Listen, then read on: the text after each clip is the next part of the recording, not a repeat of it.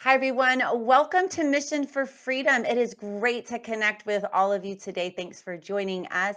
We are live on X American News and Rumble. It is Thursday, February 13th. And wherever you're watching from, go ahead and like, subscribe, follow, or share. I know it doesn't seem like a big deal, but it is a huge deal in this digital broadcast world. So if you would be so kind to do that, I would be incredibly grateful. And then we would not be here without you and our sponsors. It turns out this broadcast thing is not free. Didn't know that until I started it myself. And so we would be so thrilled if you connected with some of our sponsors. We would not be here without you and our sponsors. And one of them, of which I am thrilled to introduce you today to, his name is Andy Schectman. He is from Miles Franklin Precious Metals, and he's an incredible human being. He started this precious metals company, Miles Franklin, with his dad. Get this, in their room the size of a closet. His story is like the American dream. It was like I think it was 35 years ago, actually, to this month in February. And you were never going to believe this, but they've surpassed over 9 billion. That's right, not million, billion with a B in sales. And let me tell you why. There are multiple gold and silver companies we could all buy from, right? I mean, there's one a few miles from my house that's super busy all the time, and they're great. But what I love about Miles Franklin, it's like boutique shopping. You know, when you go into these box stores and you go into these places like this, Miles Franklin, their key is customer service, honesty, and trust. And I've shopped around, and they're one of the best in the country. And I have to tell you too, they've not had one complaint in 35 years. So that is amazing in and of itself. But today we are joined by Andy Schectman. We are live to talk about, I don't know if you've been seeing this, but President Trump has been threatening 100% tariffs on the BRICS nations. That's Brazil, Russia, India, China, South Africa. And we're thinking he's already said 25% to Mexico, Canada, things of that nature regarding steel, and so we're thinking, oh my gosh, 100% on the BRICS nations. What is that going to do to our economy? And I wanted to have Andy join us today to weigh in on that. You know, what does that mean for the US dollar? And what is that going to mean, to average Americans? We don't hear this talked about on mainstream media. So I wanted to have Andy join us today to weigh in, to tell us his thoughts on that, and then encourage us and show us ways that we can protect the legacy of our family. So without further ado, please welcome to Mission for Freedom, the one and only Andy Schectman. Andy, welcome.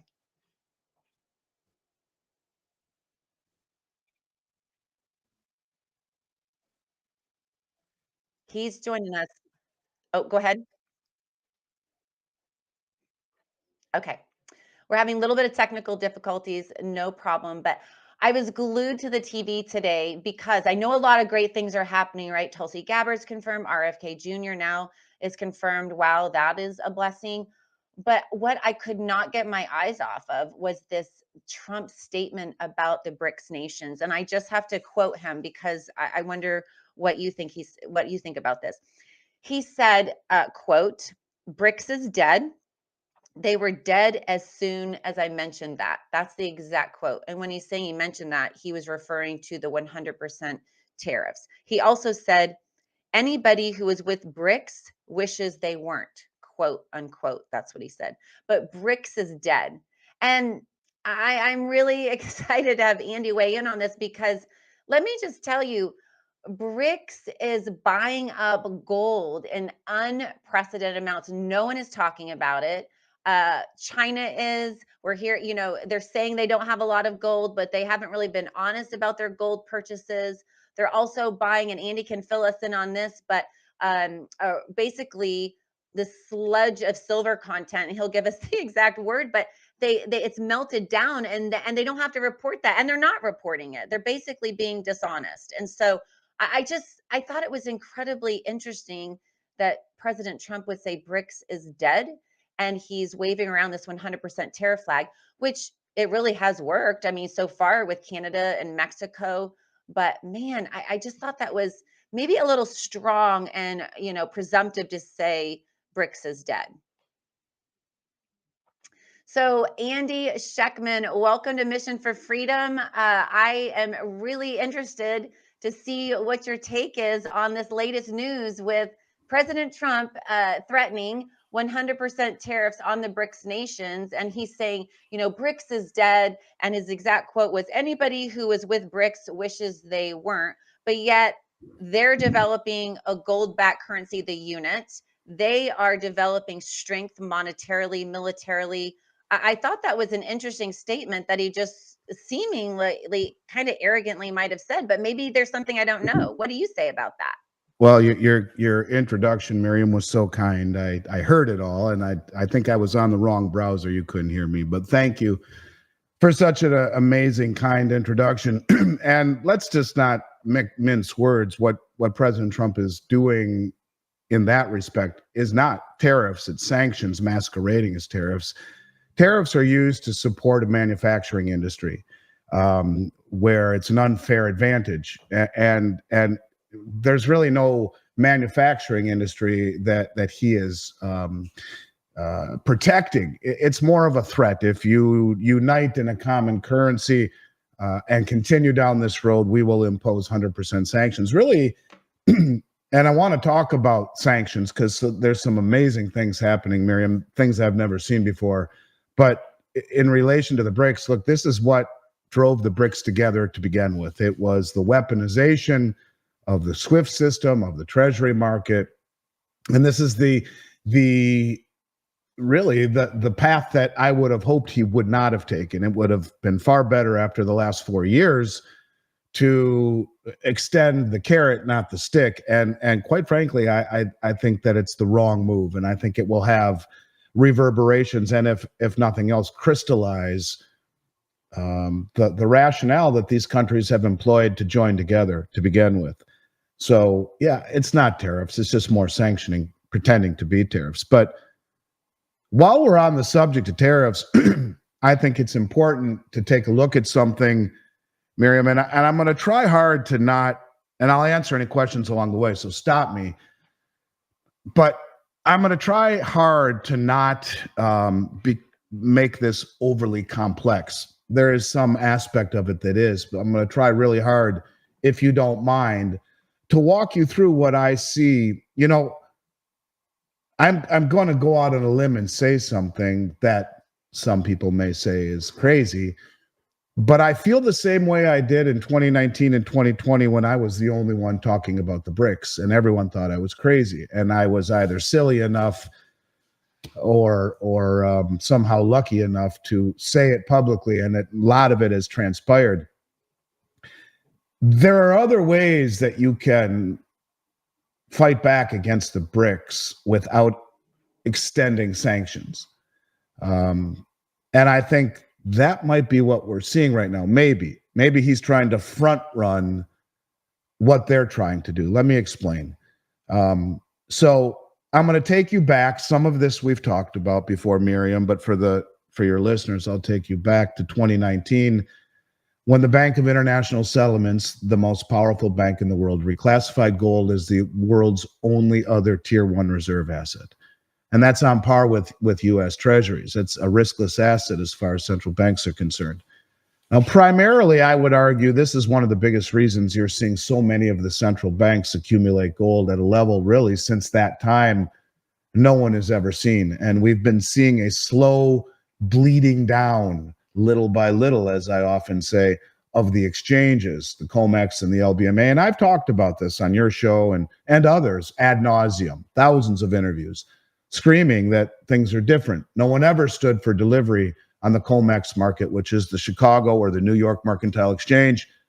If you've seen the movie Trading Places, where everything trades, all the commodities, including gold, and also the LBMA, which is the London Bullion Metals Association. That's the oldest metals exchange, 140 plus years old. And these have been the primary exchanges that have traded and set price for gold and silver and other commodities for a very long time. And these contracts that are issued off of either exchange very often don't settle for delivery. They're cash settled. A company like mine might employ contracts on the COMEX market so that if I have 5,000 ounces of gold in my warehouse and the price drops by $100, well, I'm out $500,000. That's a risk you don't want to take with an inventory. And yes, it could go the other way and you can make it, but inventory of a business is not something to be speculated with. So we will sell 5,000 ounces on COMEX to offset the 5,000 we have in our warehouse. And as one goes up, the other goes down commensurate. That's the design of these markets, to offset risk. They do offer the ability to stand for delivery, but most of my career, nobody ever did, less than 1%. So let's keep that in mind. For my whole career, the United States was net exporters of gold.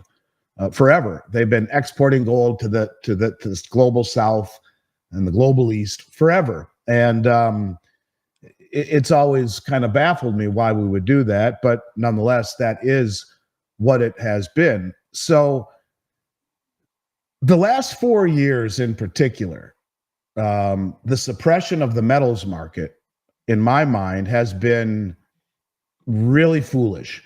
And there's overwhelming evidence to support that the gold and silver market are suppressed by what's called naked shorting, where the banks, the commercial banks, will sell and sell and sell and sell contracts that are not backed by anything but their big checkbook and the ability to keep selling these paper contracts, which drives the price down.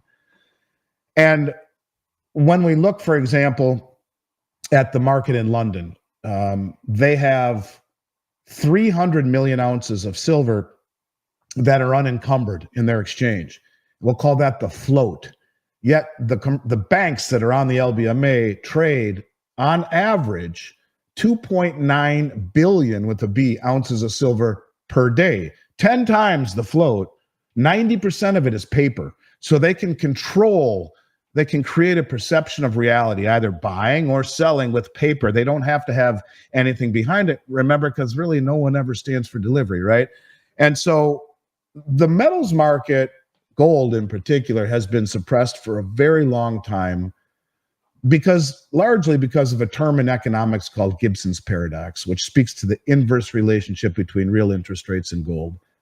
And so they wanted to maintain an illusion of prosperity through low interest rates, which really got us into this problem, created mass speculation, mass indebtedness, created distortions in asset prices, like what's your house worth at 3% mortgage, 7% mortgage, 10% mortgage.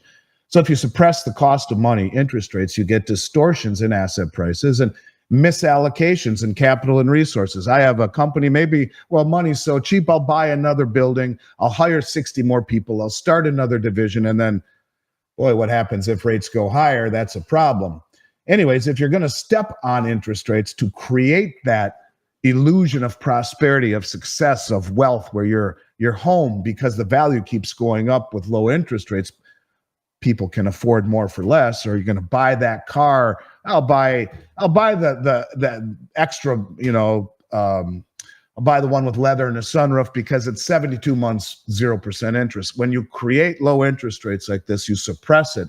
Instead of letting the market dictate where those interest rates should be, which is a function of risk, if the bankers decide that we're going to suppress it and you maintain this illusion, you create all of these disparities, these anomalies in prices and distortions in asset prices and resources. So anyways, if you do that, you have to step on gold, because gold is the canary in the mining shaft, because Gibson's paradox says if you have low interest rates, because gold pays no interest, it should be much higher, and vice versa. So they step on it. And they've been doing that for a very long time. And there's all sorts of evidence and case study and court cases and admissions and fines. JP Morgan, as an example, paid a $920 million fine to the Justice Department for suppressing the metals market a few years ago. Yeah, and I think you just had a whistleblower on you interviewed recently regarding silver, right? Yeah, and that's exactly right. And so there's all sorts of manipulation, there's all sorts of fraud, and it's coming to the surface. But the countries in the BRICS, I've been saying for the last 4 years, understand this. And they've been vocal about it. They understand exactly what the West is doing by holding down the paper price. So they buy contracts and stand for delivery. And they have been standing for delivery to a degree that slowly has been draining the exchanges. Now, I admire their ability to be plotted and Calculated. calculated, and to do it slow enough so as to not alarm the powers that be, to not cut off their nose to spite their face, to continue to slowly drain it, death by 1,000 paper cuts. So we get to November and everything has changed. And what I want to say to you is that something is going on right now, and they're saying it's because of the Trump tariffs. I don't believe it. Something is going on that I would say is the most significant development I've seen in a very, very, maybe ever long time in the metals market. So, all right, in November, some interesting things happened.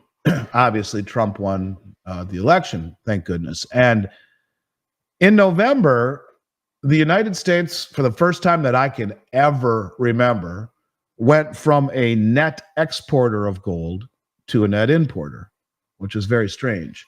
And, I guess we could say there's coincidences there. I don't think so. I think Trump is doing something here, and I'll explain. So since November, we've seen about 12.5 million ounces of gold and over 40 million ounces of silver move from the London vaults to the United States vaults. Now, the conventional wisdom is, well, he's talking about putting tariffs on the import of gold and silver. And all of these contracts on COMEX that are naked, meaning the banks have enough money to keep shorting the price to keep it suppressed, there's nothing standing behind it. But wait, we're beginning to see massive deliveries. Somebody is taking delivery. Check this out. In the month of February, the February gold contract, there was a record 59,296 COMEX gold contracts. Each contract is 100 ounces of gold that stood for delivery. So if I short the contract and you take the other side of it, you go long, meaning I'm selling it and I don't have any gold behind it. That's called a naked short. If I have gold behind it, it's a covered short.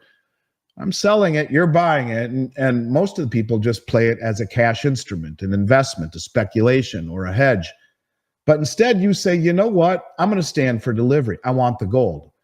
59,296 contracts at 100 ounces apiece stood for delivery on the February gold contract.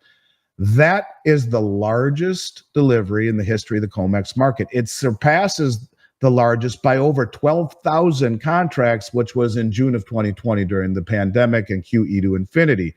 Wow. That's 5,929,600 ounces of gold.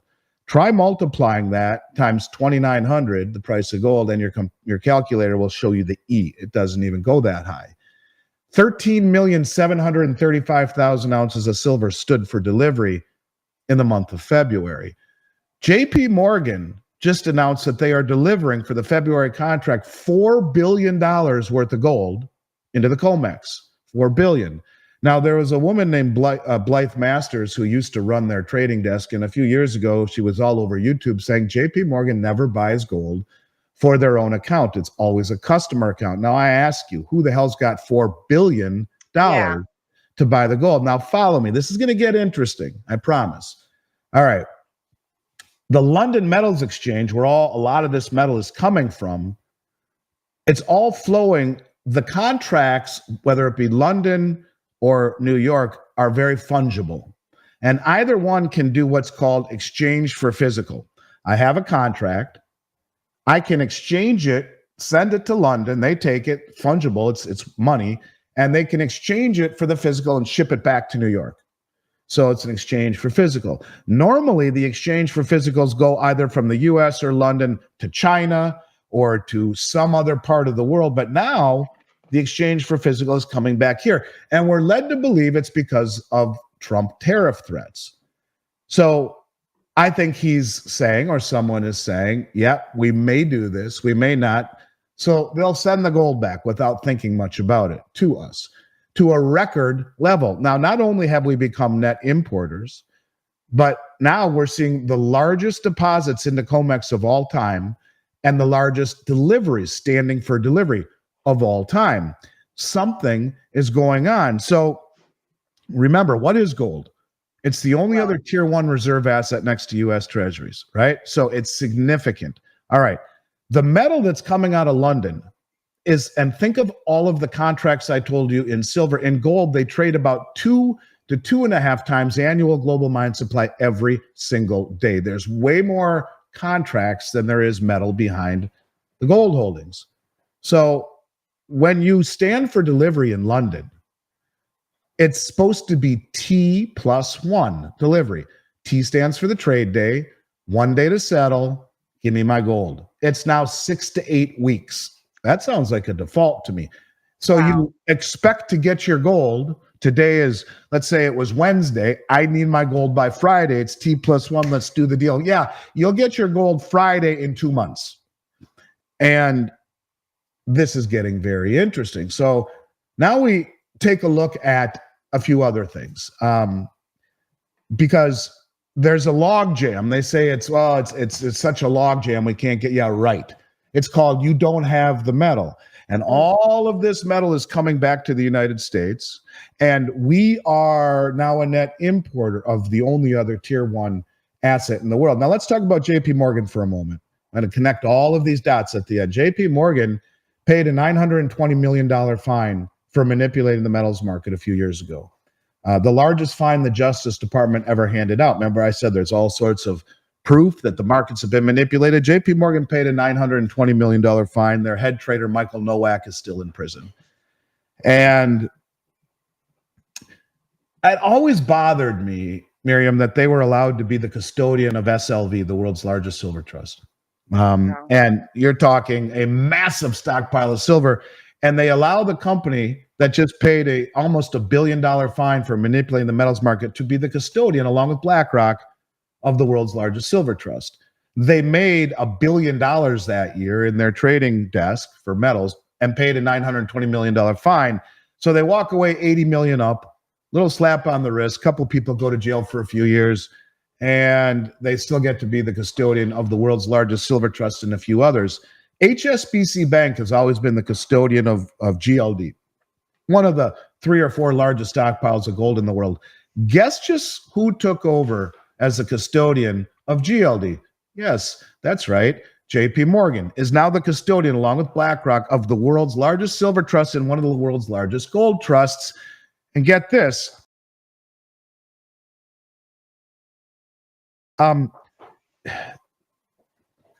JP Morgan right now, as far as in terms of GLD, has now in their 2 vaults, one in London, one in New York, hold more gold than almost 60% of all the G20 countries and part of GLD. Now, people will often ask me, do you think gold and silver will be confiscated again like he did? President Roosevelt in 1933, his first act in office was to confiscate gold, and he paid everyone $20.56. That was a lot of money, the extra 56 cents for their $20 gold pieces, which was in essence an ounce. And then he devalued the dollar immediately by 40% and pushed gold up to $35 an ounce. And all of that extra liquid injection, if you will, from the confiscated gold and the devaluing of the dollar is what reliquefied the treasury. Now, I think Trump understands this. And I'm not saying he's going to confiscate gold, but when people ask me, will gold be confiscated? For 10 years on every podcast I've been on, I said no. I think they'll take the ETFs like GLD and SLV, which attract all the fund money, all of the managed money, because they don't want to buy physical gold and take it out of management with a company like mine, so they put it in an ETF. The ETFs do not allow you to take possession. Only the commercial banks that funded it, the massive funds and hedge funds and commercial banks that fund the baskets of gold and silver, well, they can take delivery. So the average person can't. So you have these huge stockpiles of gold and silver held by JP Morgan. And if there ever was a confiscation, instead of confiscating gold physically from people like you and I, when countries like communist China and Russia and the majority of the world is promoting and endorsing gold ownership to their people, if the land of the free and the home of the brave confiscated gold and activated eminent domain, it's game over. But what if you took the ETFs and you're sitting on these massive stockpiles instead of going door to door and risking that backlash? You take the ETFs and you say to the world, what? We didn't do anything. We just closed these 2 funds. The prospectus tells us you can do that. The money that was in everyone's accounts is in their money market. They're free to go buy gold and silver legally in this country. So I've always felt that. So now you have JP Morgan controlling these massive funds. You have JP Morgan putting $4 billion in gold into the COMEX, one of the largest deposits ever. You see the largest deliveries in the history of the COMEX. We are now a net importer of the only other tier one asset in the world, but it gets better. I interviewed Judy Shelton the other day. Judy Shelton was Trump's nominee in 2016 to be the head of the Federal Reserve. She, in fact, grab the book right here. She wasn't confirmed with the partisan crap that we had last administration. It was very hard for anything to get done. She didn't get confirmed. This is her book, Good as Gold, and she's an amazing lady, incredible lady, and she was an advisor to Trump the whole time, and said they discussed back then issuing treasuries backed and redeemable by gold in order to inspire confidence in a system that has lost all confidence, whether it be through inflation, weaponization, default risk, all of the nonsense that we saw over the last 4 years. Countries have been abandoning our treasuries. And it's interesting when you talk about who's been buying all the treasuries. Well, it's us. We've been buying, there's $7 trillion in money markets. Everyone's chasing yield, higher interest rates, and everyone's buying treasuries, whether it be the pension funds, the insurance companies, or the $7 trillion in money markets. We hold the majority of the treasury debt. Of the $200 trillion in debt that we are, 36 trillion on balance sheet and close to 170 trillion off balance sheet, Medicare, Medicaid, Social Security, government military pensions, that's all owed to us. So if we ever did reset, only about $8 trillion is owed to the rest of the world. The rest is owed to us. And so keep that in mind. And so no one wants the treasuries anymore. Judy says, well, we should peg it to gold and make it redeemable in gold. And that's how you inspire confidence. I said, I agree with you, Judy. She, I believe, will be on the Federal Reserve Board of Governors this time at some point. And I also think that when Powell resign or his tenure is up next year, I think she could very well be appointed to the governor, the chairman of the Federal Reserve, the chairperson of the Federal Reserve. And so it gets even deeper in this. So I talked to Judy and I asked her, why do you think they haven't audited Fort Knox since 1956? She says, I think it's a disgrace. They need to do it. They say it costs too much money. The logistics are a challenge. And she says, it's nonsense. We're the United States of America, for goodness sake. Spend a few $1 million, get it done. I said, Judy, do you know that gold is held on every central bank balance sheet? Now, Miriam, you can't make this up. Do you remember the name of the account that gold is held in on every central bank balance sheet? You ever remember me talking to you about that? You can't make it up. On every central bank balance sheet around the world, on the balance sheet, gold, the entry for gold for central banks is held in what's called the gold revaluation account. Can't make it up, right? The head of the Dutch National Bank for the past 2 years has been screaming, we need to revalue gold. In Europe, gold is valued at $35 an ounce, the old Bretton Woods price, on their balance sheets. In the United States, it's $42.22, slightly after Nixon closed the gold window, and they then pegged it there. So on the U.S. balance sheet, our 8,300 metric tons, which hasn't been audited since 56, is valued at $42.22 an ounce. The head of the Dutch National Bank for the last 2 years has been screaming, we need to revalue gold to a level sufficient enough to offset our liabilities, all this debt that we've accumulated. Members of the German Bundesbank, same thing. We should revalue our gold to offset the liabilities of all this debt we've created. Senator Cynthia Loomis from Wyoming at the Bitcoin meeting in Tennessee recently, after Trump spoke talking about the possibility of a strategic Bitcoin account, we need to revalue the gold that the Federal Reserve holds on behalf of the Treasury to a level high enough to where we can take proceeds to buy the Bitcoin. Now, you can't make this up, the gold revaluation account, but isn't that what Roosevelt did in 33? Yeah. He confiscated gold, devalued the dollar, revalued gold by 40%. Kind of happened again in 1971 when Nixon closed the gold window at 35 an ounce, and the market to today has revalued gold at 2,900, despite all of this suppression by the banks and the central banks and the commercial banks. So Jude, I said, do you think they'll revalue gold, Judy? And not in so many words, she more or less said, yes, I do. I think gold could very well be revalued. Now it gets even better. Our Treasury Secretary, Scott Bessent, his largest holding is gold. But did you hear what he just said a few days ago? He said, we want to monetize the liquid asset side of the balance sheet, the liquid asset side of the balance sheet. Now, if you want to throw up, grab a garbage can and Google what are the assets of the United States government?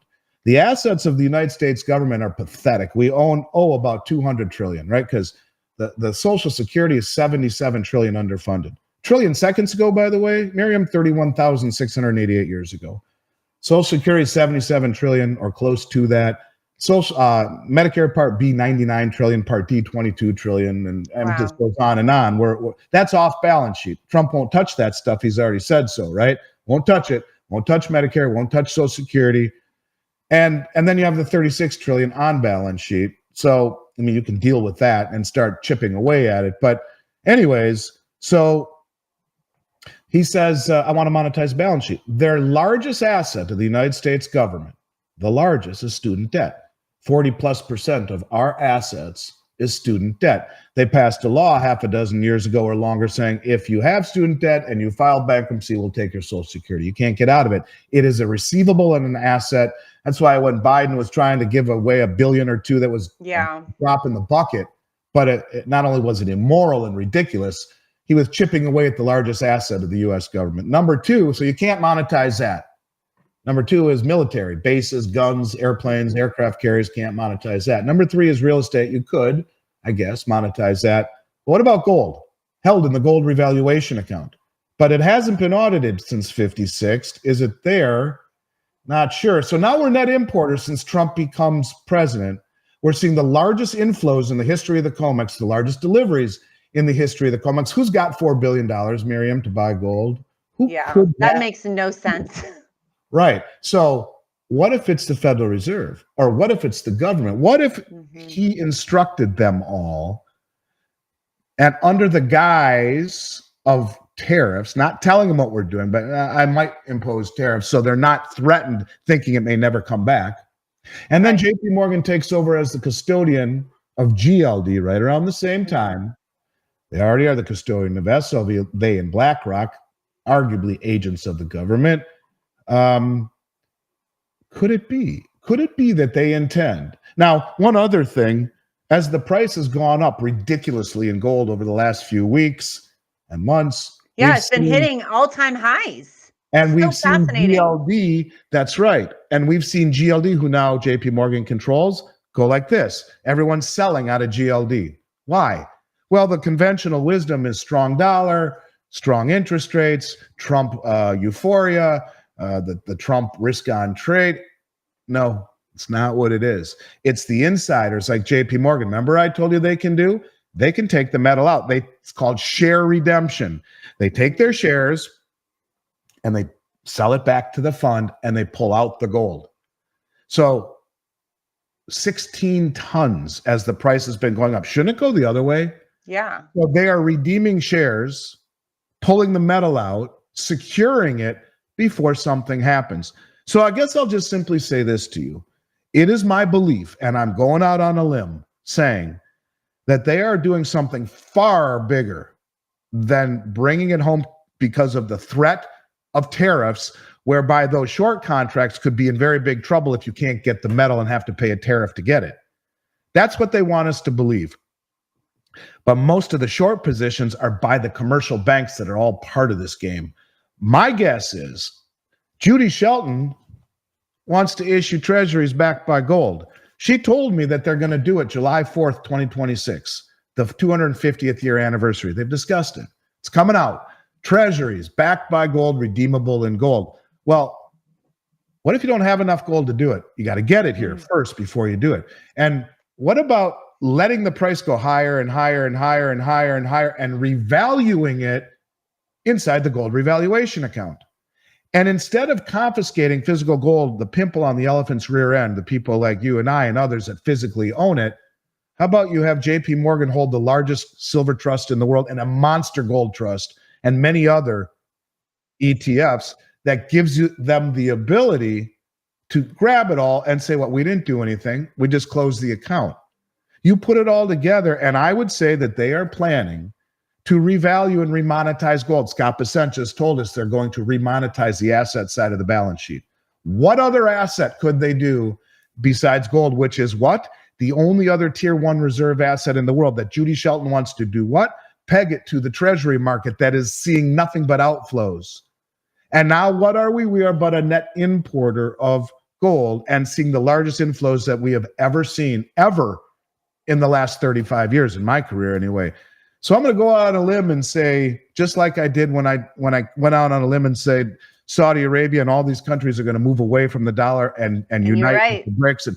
And everyone thought I was crazy. Well, I'm going to say this right here and right now, and maybe it's foolish, but I truly believe this is far deeper and far bigger than just Trump threats of tariffs.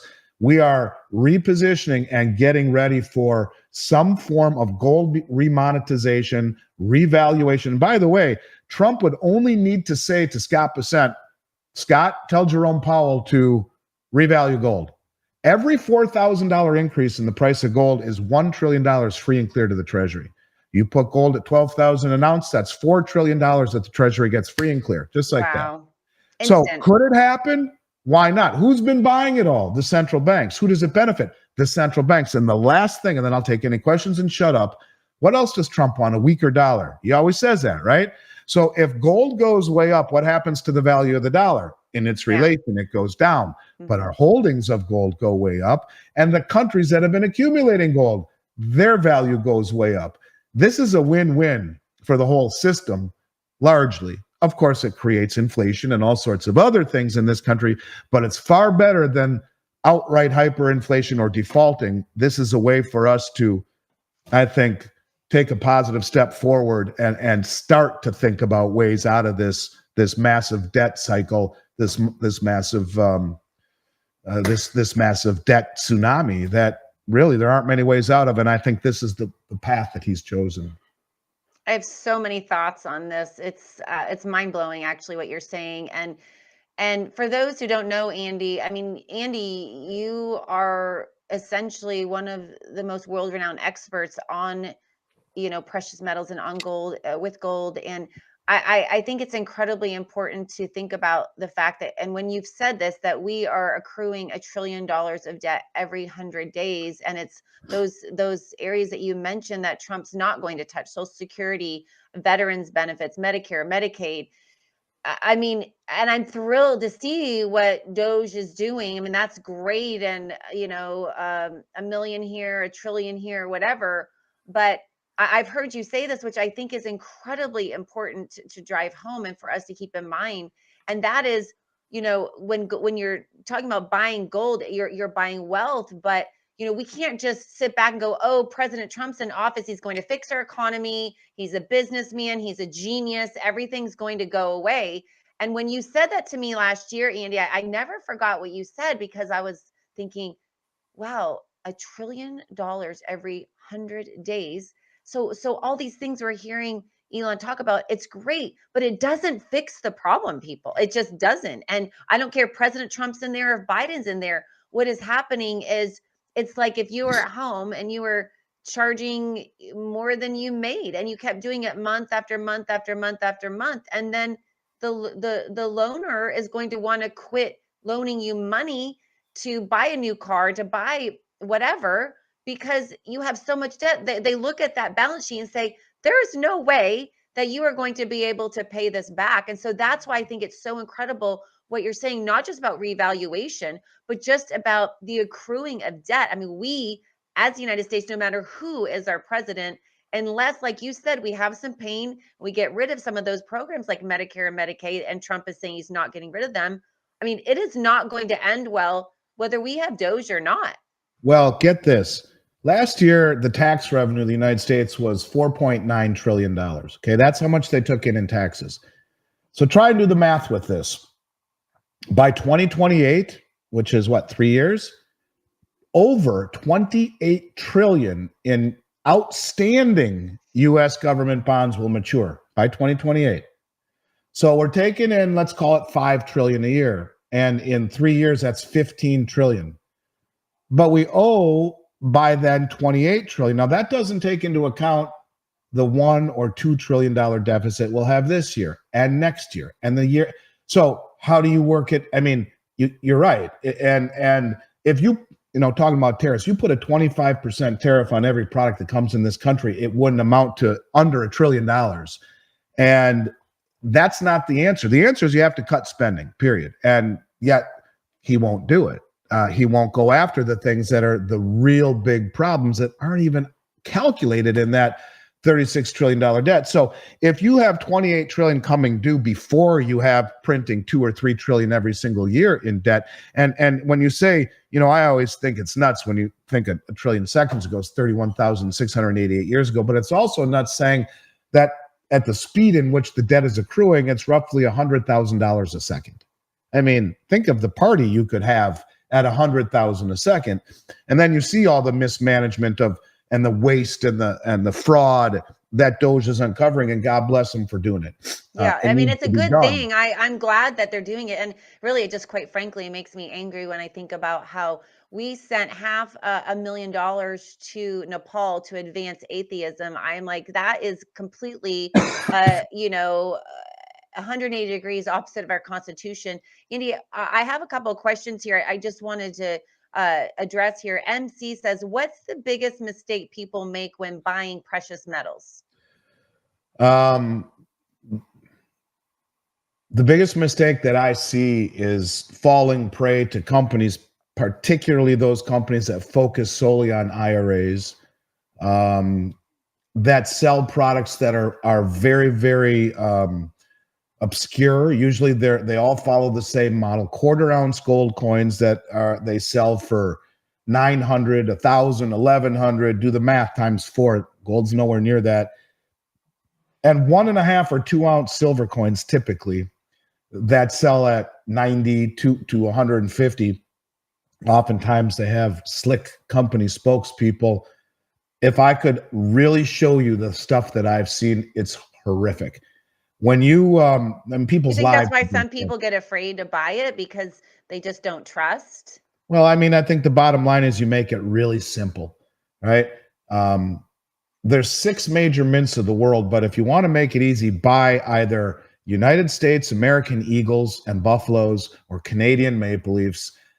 You'll never have problems. And don't buy proof coins, buy the regular commercial strike coins that you get from a dealer like myself. You can buy a proof coin directly from the US Mint, and some dealers try and sell them and say you should buy them, they're special. It's nonsense. It's the same piece of gold. Commercial strike is a piece of gold. They stamp it, they put it in tubes of 20 and boxes of 500 and sell it to distributors send it to distributors like me. You can't buy that from the mint. You have to buy it from a dealer. The proof coin you can buy at usmint.gov or from some dealers. They take that same piece of gold, they polish it under an industrial buffer till it shines. They stamp it 4 times for greater definition, put it in a velvet box and charge 2 or 3 times what it's worth. Not the way to do it. That's the cherry on top of a sundae. It's not the vanilla ice cream that you're trying to build. So you buy gold and silver bullion coins like the American Eagle, like the Canadian Maple Leaf, and others, Australian kangaroo or whatnot. But if you're really living in North America, you want to make it simple. It's Pepsi and Coke. It's immediately liquid everywhere. It's sight unseen, non-subjective. And you can go to every online site in America or call any dealer and get a current price for that stuff. So it's Yeah, easy and to it's so shop and easy to compare. shop Yeah. around because it's all which it's kind of like diamonds. When you buy a diamond, you get the specs, so you can compare apples to apples. And that's what I do. I just listened to you and I got the gold eagles and and the silver eagles. And now I everyone honestly, wants those. I yeah. mean, you can sell them like that without a second thought. You know what they're worth. I mean, it's just remember when we were kids, keep it simple, stupid, KISS. Just Yeah. keep it simple. Buy American Eagles and buy Canadian Maple Leafs, and you're buying the highest quality, most sought after, non-subjective liquid gold and silver coins you can own. And I have to say, I've heard others say this too, but one thing that I love about gold and silver is that you can liquidate it very quickly. I mean, land is great, hard assets are great, homes, flipping homes, real estate. But man, you can't dump a house and land in 48 hours. And so that is another, I think, wonderful thing. We've got some amazing folks in the live chat. We have Crypto Dude 99 asks, I invest in crypto. Why should I care about gold and silver? Maybe you shouldn't. I mean, I look at gold as 5,000-year-old wealth. Why should I trust digital code that's barely a teenager? Um, I'm talking about the age of the crypto market. So I could phrase it the other way. To me, one is an investment, a speculative one at that. And the other is wealth. My gold and silver, I don't look at it as an investment. You know, we've talked about the story where my dad said, buy some form of gold and silver every 2 weeks or I'll fire you. When I started this company 35 years ago, he's been retired for 2 decades, but I've still honored that promise. Don't have to worry about getting fired any longer, but it's the best gift I've ever been given. The accumulation of gold and silver for 35 years every 2 weeks is not my investment, it's wealth. I have a little crypto. I have mining shares. That's my investment. If you ever go to the casino and you play blackjack and you want to walk out a winner, every hand you play, take a portion of your winnings and put it in your pocket and never touch it. And when you leave the casino, chances are you're a winner. If you ride the speculative wave of crypto, you can very well make a lot of money. You can also lose a lot of money. It's very speculative. And if you're going to kind of marry the two, which is I believe the sophisticated way to do it, or the smart way to do it, is let's say you have X in your crypto account, and every time it gets X plus something, 10%, take off the 10% and buy real gold and silver, and that's putting chips in your pocket, and keep your initial principal and keep letting it ride up, pull it up, because too many people think of Cisco and the .com, whoa, and then bang, everyone lost everything. I'm rich.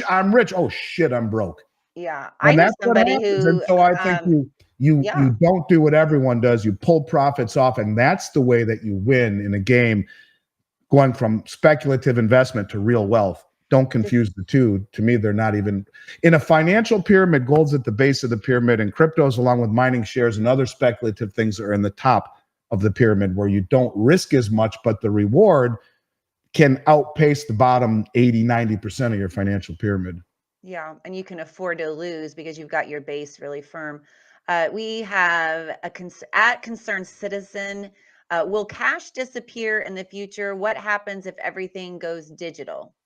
Well, I think instead cash will become more scarce. Trump has talked about not issuing a CBDC, and instead, what I think you'll see is the proliferation of more and more stable coins, which is more or less the same thing, only issued by third party like Ripple or Tether or USDC, which is backed by Goldman Sachs, if I'm not mistaken, not by the federal government, but yet the government will control the on-ramp and the off-ramp. They'll see it all. and Judy Shelton even said to me, when they issue these treasuries, it is her hope and belief that they will issue stable coins. Others will issue stable coins off of these treasuries. So I don't think we'll go cashless, but you're seeing more and more businesses and establishments. I was just skiing in Aspen. Aspen is not cashless, but Vail, which is the largest ski resort owner at least in North America, they own resorts all around North America. They own Whistler in Canada, and even little ones in Minnesota. They're cashless completely and totally. So we're kind of moving in that direction, but I hope by him signing this executive order saying no CBDCs, we won't. But I think we're still moving digital, and it would be through stable coins and probably be incentivized to use them. So it'll be a marriage. I mean, a little bit of both, I guess, is what I'm trying to say. And I'd love to have you back on to talk about that stable coin, because I believe that, and crypto, that is just my personal opinion. Just looking at different subversions of countries, whether it was Germany, Nazi Germany, or the Bolshevik Revolution, or even Mao's China, there was and even United States, when they took God and the Bible out of school, there was always a marriage at first. I mean, if they came right out and said, this is what we want to do, the people would reject it. So they have to stay under the radar, kind of marry these two concepts, get folks used to that, and then slowly get rid of. I mean, that's just what I agree, and I agree, and you can see that already with the rise of and the acceptance of cryptocurrencies and things like Zelle and Venmo and So, my youngest daughter, whenever she asks me for cash, I give her cash. And I don't want money. Can you just take it or leave it? Can't you just You're put it like, on my your Apple Pay? dad owns Miles Franklin. You're not getting a It's Cash so App. annoying to me. But, I think if they really stopped and thought what cash is, it's freedom, it's privacy. And in It a is. world that has become so, with such lack of privacy, so monitored, the surveillance state, I think it's not a bad idea to embrace cash myself. Well, we just have a few minutes left. I want to get to a couple more questions. We have lots of folks in the live chat. Thanks so much for being here, guys. It's at Not Rich Yet says or asks, if I only have $100 to invest, what should I do? Buy a little silver or save up for gold? That's a great question. Sorry, I have a new puppy and she's jumping all over me. I had to Oh my gosh, bring her to so say hello. cute. She won't stop biting my leg. What's her name? Um, I mean, I think it doesn't look. It doesn't matter the amount. What matters is understanding the power of compounding. Like I've been buying every 2 weeks for 35 years, and for a very long time. I started when I was 19. I didn't have two nickels to rub together, and so whether it's buying 1 ounce of silver. Remember, back then silver was $3-4 an ounce. A lot easier for me to buy silver back then, but buy a few ounces of silver every chance you get and put it away. It's like anything. Okay, I have to put her down now. Yeah, She she's won't leave like, me alone. But it's like anything, whatever you do. See, part of the thing with cryptos that somewhat bothers me is that people have grown accustomed into instant gratification not being fast yes. enough.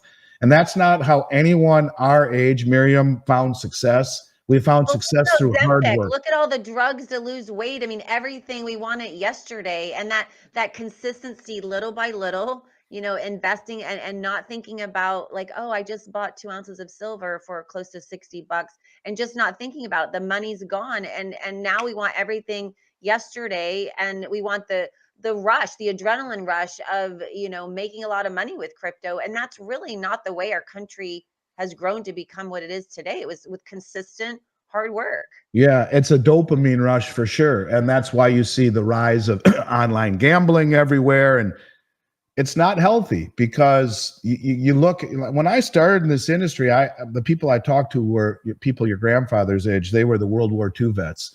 And I mean, nothing came easy to them. And they understood the concept of hard work, of savings, of investment and reinvestment, of being prudent, of not. I remember my grandfather saying to me, "Are you kidding? I would never buy a car unless I had enough money to pay for it. I would never take out a car loan." And Don't so, hear that today. yeah, and it's funny because I have no debt. Fortunately, I've always been smart about not having any debt, and my credit rating sucks. And I asked the banker, I'm like, "Can you tell me why my credit rating sucks and I have no debt and I own a company?" "That's because you don't use debt, sir." "Oh, so I have to go into debt to have a good credit rating. The fact that I don't have any debt means I am a higher credit risk." So So rigged. they want everybody to go into debt. That's what they teach us. That's the Yeah. system. So instead, let the laws of compounding work for you instead of against you. And it doesn't matter the amount. It's just whatever you can do. Who knows what tomorrow may bring? Who knows? And I think that's a good way to become regimented in whatever you're doing, whether it be exercising, working on a relationship, or saving money. We just have a minute left. I just want you to share where our listeners can find you and learn more from you. Yeah, they can send us an email at info@milesfranklin, and make sure that you put in the subject line that you came from this show that Miriam sent me. Request our price sheet. Our price sheet will be as good or better than every company in the United States. We don't publish those prices online, and there's a gazillion reasons why I don't. I know it frustrates some people, but take the time just to send us an email. There's no obligation. No one will hound you. No one will bother you unless you want to be contacted. And just put on there, want to see the price sheet or any questions that you've seen on this show, and we would be delighted to help any way that we can. And it's that simple. I think you'll be glad that you did, whether it be just the price list or questions on IRAs or whatever. If you don't get something back from us quickly, check your spam, because a lot of times or sometimes emails from a corporate server get flagged by spam folders. Yes. And you also have a podcast.